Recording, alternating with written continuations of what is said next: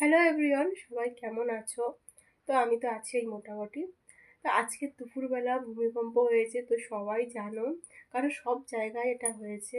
তো আমাদের এখানেও হয়েছে, আর এত জোরে, মানে এরকমভাবে এত জোরে কেঁপে উঠেছে, মানে আমি তো এর আগে কখনো এরকমভাবে মানে স্পষ্টভাবে তো বুঝতে পারিনি।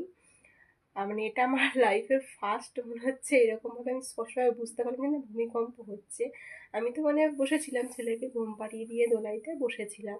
আর আমার বর সবেমাত্র কাজে থেকে ফিরেছে।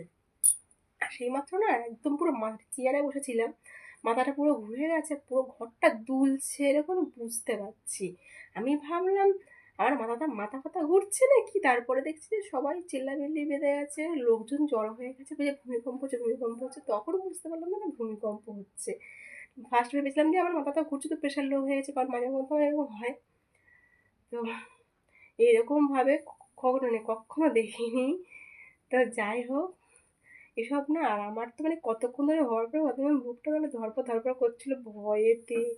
আবার শুনছি নাকি কিছুদিন মানে কিছুদিনের মধ্যে নাকি আবার ঝড় বৃষ্টি হওয়ার কথা আছে। এসব শুনলে তো আমার মানে শেষ। আর ঝড় হলে আমার প্রচণ্ড ভয় লাগে। তো যাই হোক, কাদের কাদের ওখানে ভূমিকম্প হয়েছে অবশ্যই কমেন্ট করে জানিও। এটা সব জায়গায় নাকি হয়েছে শুনছি, এখন ফোনটা খুললে ফোনেও দেখাচ্ছে। তো যাই হোক, এখন সন্ধ্যে দিতে যাবো, সন্ধ্যা হয়ে গেছে, এবার সন্ধ্যা ধরাবো। তো চলো, সবাই ভালো থেকো, সুস্থ থেকো, টাটা।